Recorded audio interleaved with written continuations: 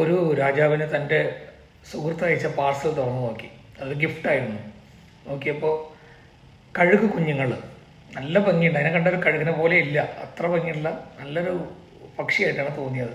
പക്ഷെ ആകാശത്തിൽ ഉയർന്നു പറക്കുന്ന ആ കഴുകന്മാരുടെ ആ കൊച്ചു രൂപം അത്ര ഭംഗിയായിരുന്നു. അദ്ദേഹത്തിന് വളരെ ഇഷ്ടപ്പെട്ടു.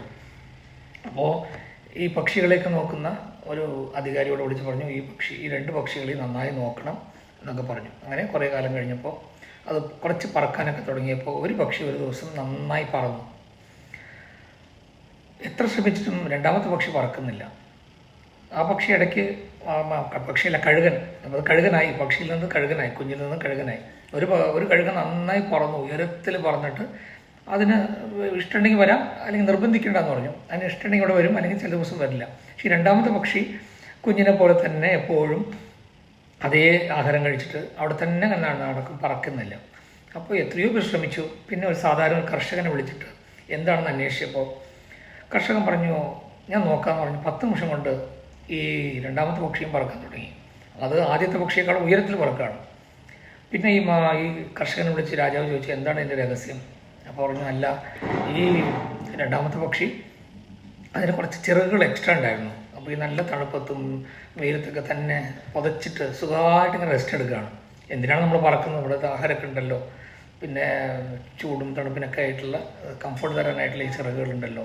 അപ്പോൾ നിങ്ങൾ എന്ത് ചെയ്തു? അതിന് ആവശ്യത്തിന് അധികമായിട്ടുള്ള ചിറകിനെ ഞാൻ മുറിച്ചപ്പോൾ അതിന് തണുപ്പ് കിട്ടാനും അല്ലെങ്കിൽ ചൂട് കിട്ടാനായിട്ടും അത് പറക്കാതെ അതിന് വയ്യ. അതുകൊണ്ട് അത് പറക്കാൻ തുടങ്ങി. ആദ്യത്തെ കഴുകിനേക്കാളും ഉയരത്തിലാണ് അത് പറക്കുന്നത്. കാരണം അതിൻ്റെ ആവശ്യം കൂടുതലാണ് അതിന്. പിന്നെ ഇവിടെ 2-3 ദിവസം നിങ്ങൾ ചെക്ക് ചെയ്യാൻ പറഞ്ഞു, ആഹാരം കൊടുക്കാതെ. അപ്പോൾ അത് ആഹാരത്തിന് വേണ്ടി അത് വീണ്ടും ഉയരത്തിൽ പറന്നു, താഴെ പറന്നു, അതിൻ്റെ ആഹാരം അത് സംഭരിച്ചു. ഇതിൽ നിന്ന് എന്താണ് നമുക്ക് മനസ്സിലാകുന്നത് വെച്ചാൽ, നമുക്ക് കംഫർട്ട് സോണിൽ നിന്ന് പുറത്തു പോയാലാണ് നമുക്ക് സക്സസ് ഉണ്ടാകുക. എല്ലാ സൗകര്യങ്ങളോടുകൂടിയും സുഖങ്ങളോടുകൂടിയും നമ്മൾ സന്തോഷമായിരിക്കുന്ന സമയത്ത് നമുക്കൊന്നും പഠിക്കാനില്ല. നമ്മൾ മെഡിറ്റേഷൻ ചെയ്യുന്ന ആൾക്കാർ 2 മണിക്കൂർ 3 മണിക്കൂർ ഇരിക്കുന്നത് അതിന് വേണ്ടി ശീലിക്കുക. പിന്നെ നല്ല കാര്യങ്ങൾ നമ്മൾ വായിക്കുക, വായിച്ചത് മറ്റുള്ളവരോട് പറഞ്ഞു കൊടുക്കുക. പിന്നെ നല്ല കാര്യങ്ങൾ, പുണ്യപ്രവൃത്തികൾ ചെയ്യുക.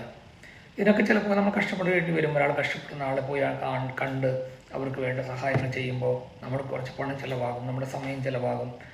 അതെല്ലാം നമ്മുടെ AC റൂമിൽ നമ്മുടെ വീട്ടിലിരുന്ന് കഴിഞ്ഞാൽ ഇതൊന്നും നമുക്ക് ചെയ്യാൻ സാധിക്കില്ല.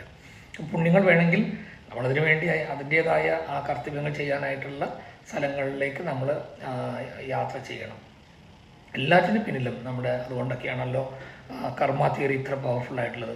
എന്ത് ചെയ്യുന്നു, എത്ര നന്മകൾ ചെയ്യുന്നു, അത്ര നന്മകളും നമ്മളുടെ ഡെബിറ്റൊക്കെ മാറ്റി കർമ്മ അക്കൗണ്ടിൽ ക്രെഡിറ്റ് ആയിട്ട് മാറും.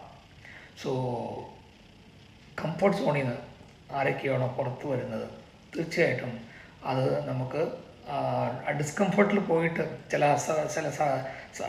അസൗകര്യങ്ങളൊക്കെ സഹിച്ചാൽ മാത്രമാണ് വളരെ സൗകര്യമുള്ള വിജയത്തിലേക്ക് നമുക്ക് എത്തിച്ചേരാൻ പറ്റുള്ളൂ എന്നുള്ളൊരു പാഠമാണ് ഈ കഴുകന്മാരുടെ കഥ നമ്മെ പഠിപ്പിക്കുന്നത്. Thank you.